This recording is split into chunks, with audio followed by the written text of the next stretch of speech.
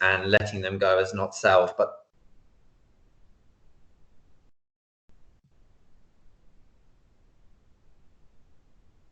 are you there? Yes, I'm here. Sorry, the video went. But there being, oh, you're back. There being a tendency, I've noticed, to invest a status to the blank screen, I guess, wherein these aggregates arise, and because that blank screen, because you know, in a state of relative samadhi with the eyes closed, it's like this very rich kind of luminous darkness. It feels like I have a tendency of investing that with a status that goes beyond the aggregates. Like there's some level of awareness that is which contains the aggregates, and that, and at least some, yes, at least some of them. But I feel intuitively that that is a mistake. I feel like, let us call it an observer. If we label it right, then it's not so much a mistake as to getting to understanding of that that's in fact consciousness itself that you're observing, which is kind of a little bit hard to do, but yes, we can observe the observer, or you can get in touch with that which is the observing part.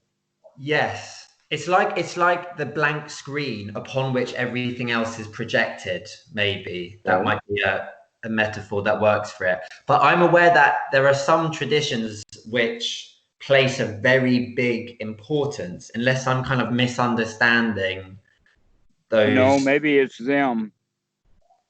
I think that there are traditions that place, especially like you get it in Vajrayana Buddhism, you get it more broadly in Tantra or Advaita Vedanta, where that awareness, or that consciousness aware of itself, that thing, that what seems to be the space wherein all those things arise, that kind of resting in a kind of like unmoored or untethered awareness, gets invested with that is the supreme self, and through, yeah.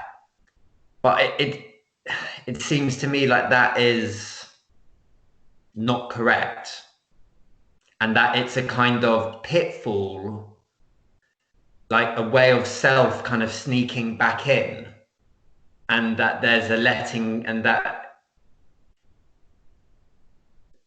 yeah. Okay. I would go so far as to say that, especially if people are not practicing correctly or not have the right foundation, and that their intention is to do jhana, because this is actually part of the jhana factor, that this is this is actually part of the fourth jhana, in the sense of looking at the actual relationship between perception and consciousness itself. That perception normally is, let us say that consciousness is the factory, and that perception is the trucker that's going to deliver the goods, okay? And the goods are delivered along roadways, and those roadways and pathways are in fact our sankhara. So sometimes it can be a pretty rough or an easy journey, depending upon things like that. So the sankhara determines the route and all of that kind of stuff. And when the truck finally gets to its destination, let's say the grocery store, then it's present, or it's presented. And that presentation then is what we call salayatana. And that the path that it took was the sankhara, and perception was that which delivered the goods. Or it's the mechanism. That perception system in some Pali places is referred to as, I think, Vinya or Sanya, and the other one is Namarupa. Okay, taking the Nama and making it, or taking the Rupa and making it Nama, That's and perception, present. isn't it? That's Yes, perception. That, it's yeah. perception, precisely. And so you can get into the ability to perceive, or actually, here's a way of saying it: seeing with the eyes while the eyes are closed. Well, what are you going to Mhm. see with the eyes while the eyes are closed? Well, there it is, and you can just look at it. And you're Mhm. looking at it and consciousness of it and also perceiving of it. And so you're doing all of the things that that would be there in the Paticca Samuppada, but you can also see how that this roadway that we're taking this thing on is actually pretty short because there's nothing really there. Mm. Okay, um, and so generally the things that get messed up is because of let us say all the rules of the road, all of the highways, all the infrastructure that gives perception to deliver the goods to the grocery store. That is the Sankara. It's the road work, it's the network, it's the potholes, it's the bad feelings, it's the grizzly bears, it's all of that that's going to prevent us from getting to the destination in one piece. Mm. Okay. And so in that regard, now what we're saying is that this Sankara, or these pathways in the mind, are actually a major component of our personality. Mhm. And the ability to perceive our personality is done through perception. I could play with words. Mm.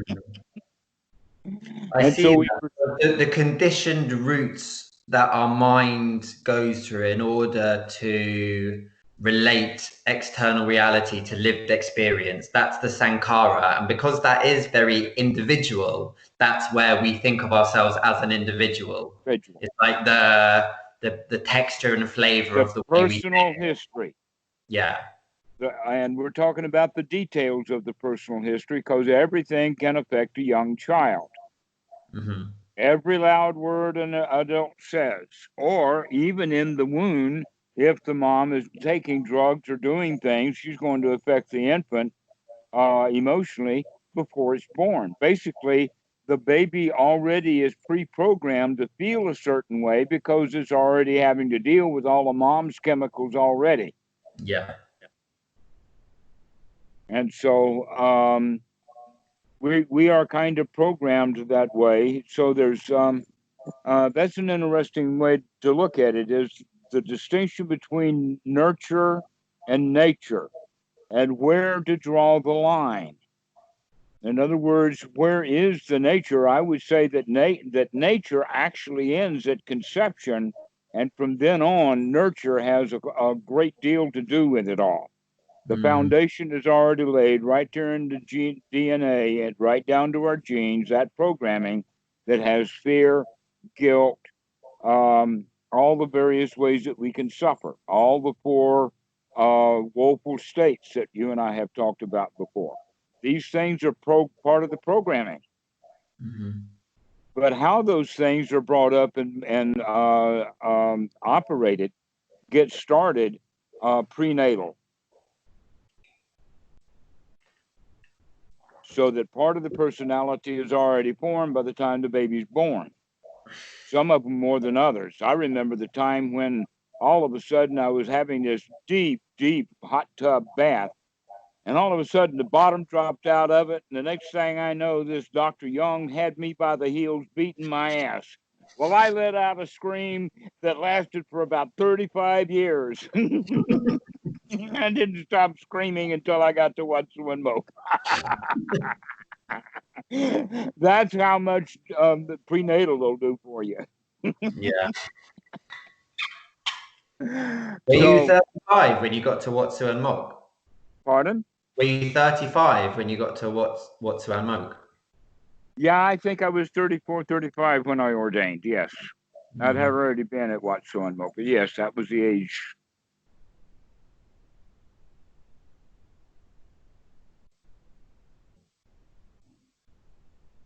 That was not part of my joke. No, I know. I was curious. I was curious. I was curious. It's my age now. I'm about to turn 35. Mm-hmm. Maybe it's a good age to stop that whale. Well, that was the age of the Buddha too, Yeah, when he yeah, figured yeah, it yeah, out. yeah. Yeah, 35. That's kind of a milestone for some people. Yeah, here she comes. Remember that part of that stuff? In fact, I don't know if you can even hear it now, but that awareness that we're talking about, that being an antenna and picking Hmm. things up, that's one of the things that I practice on my own as just part of my practice is when Tam comes, I know it. I Hmm. know that she's come or other people before the dogs knew it. But she's just pulled into the yard, but she 50 yards away, and I know she's there. And I thought that I would mention that. That's part of that practice of just opening up to what's going on around us, because we can begin to pick up these things. I don't know. It's not magic. It's something real. My hearing is not very good, and I got headphones on, so it wasn't a matter of her making a noise that I can hear. But I know when she's coming.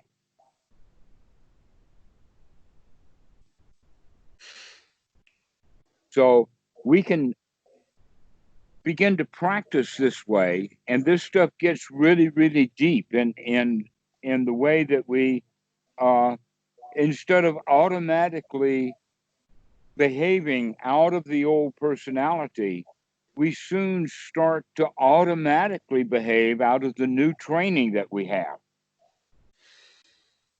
And But this is what I'm really interested in the non-self. It's like I see how in meditation, getting to that space of like expansive awareness, getting to a state of some samadhi there, and being able to see these things come, being able to let them go, being able to see them come, being able to let them go as not self, and like specifically as that, like seeing it and it expands. I feel like unbound in those moments. I feel like this un just this yeah, and it is a feeling of enormous pleasure and fearlessness. Like in those moments there's no fear. In those moments it's great. How to live from there? How to live with okay, that as your baseline? all right, you don't. Let me give you a detailed answer to that. First off, the things that you're talking about are key points of the are indications of fourth jhana. Not that you're a jhana master yet, but that you know this sense of boundlessness. You're Yeah. talking about it. You're making arm movements to show that you know that it's indescribable, but you're trying to describe it anyway. And that's how we come with unbounded. When people don't have that, but they're still translating Pali because they're Pali experts, but not big Dhamma dudes, this is where they will use the word for unbounded as infinite. But we don't feel infinite. We just feel that the boundaries are getting loose. And so that's an indication of fourth jhana. We're also talking about personality down at the level of perception and how it's interfered with by Sankara while it's doing its processing. Because Mm-hmm. you have to have some Sankara there, in the sense of you've got to have at least one highway from the factory to the produce. So So that that too. the sense to the consciousness. Well, right. This is what we're actually doing is how can we take it out of raw consciousness through perception into um, an internal seeing. We use that in our own regular language. Hello, I saw you. Yeah.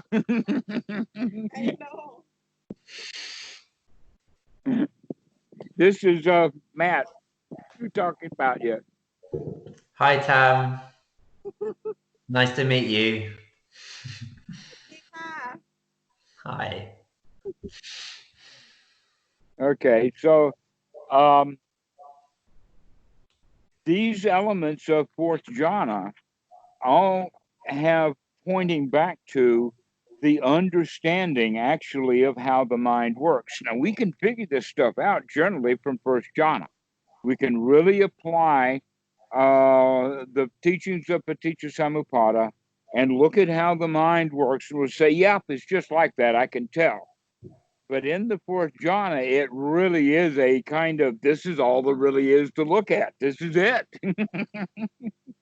And so like that blackness and the expansion and the qualities of perception being more pure and not messed with so much with the sankhara, that sankhara kind of gets really out of the way, especially the verbal sankhara.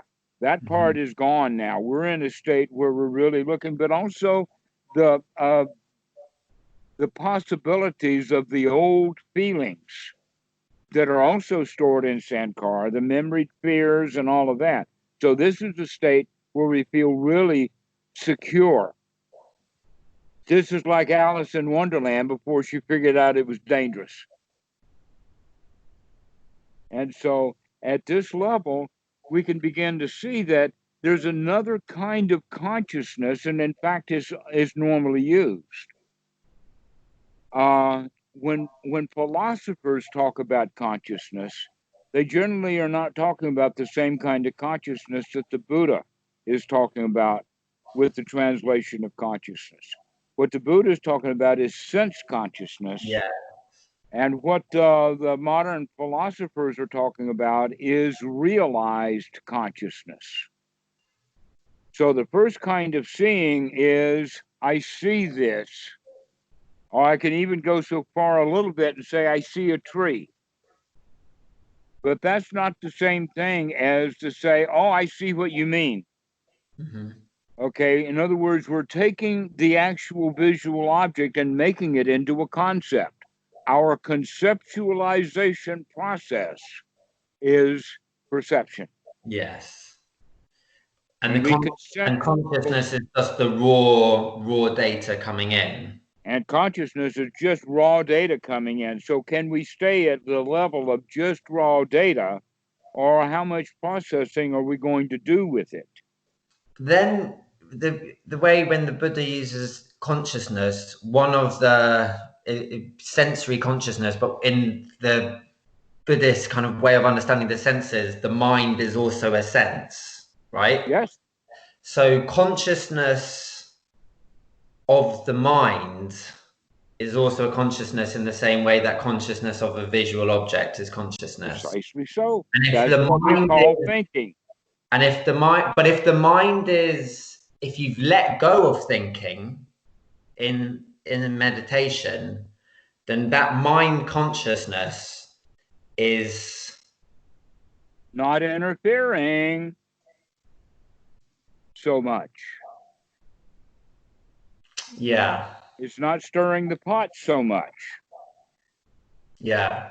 That as we're able to settle down the verbal sankhara, then we can begin to see the citta sankhara. But as we settle that down too, now the pathway between perception and the delivery location, the salayatana, or the internal kind of consciousness, is a very easy, clear pathway.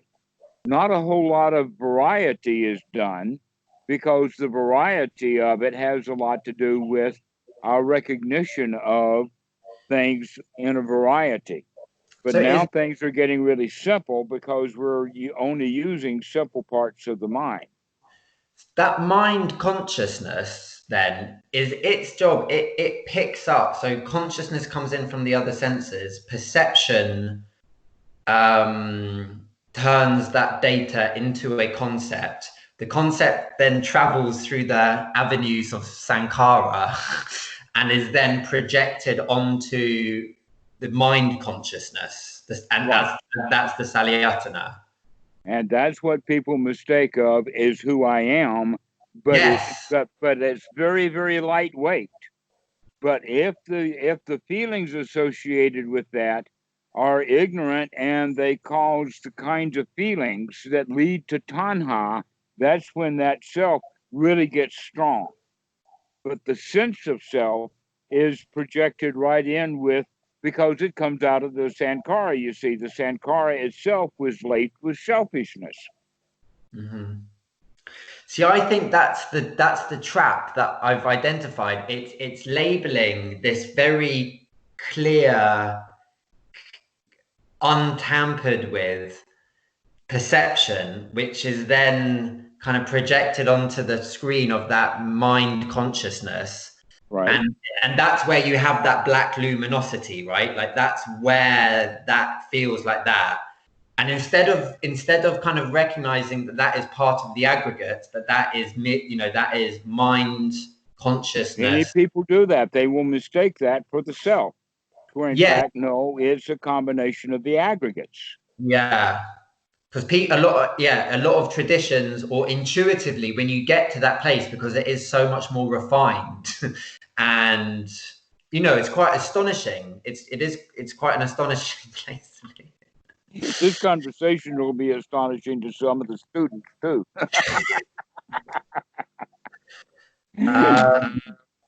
It's easy to invest it with to say this is the ground of all being. This is the awareness but to go back to the oblivion and death, I think that some people, or it might be easy to kind of imagine, if we reify that state of consciousness, for them to think that that is what's left after death, that somehow everything else fades away. Everything else is just the aggregates. Everything else is not me, not mine. Everything else is neti. But somehow that is, maybe what is called being consciousness bliss in Advaita Vedanta. And therefore that's the thing that survives, and that's the thing which is eternal. Tapping into and becoming at one with the eternal doesn't, at the point of death, mean that we're going to survive. We're going to really merge. We're really going to fall apart. The worms that eat the DNA, it's not going to be human DNA, it's going to be worm DNA. The question is, can I let go of this self that I have created in my own mind and be natural like the worm is natural? This is not a problem for the worm to figure out. This is a human problem.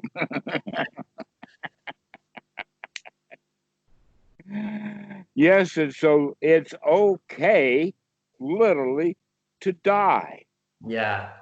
See, I think that I essentially am there's like a material, like my baseline is quite materialistic. There's a part of me that wants to believe in the magic.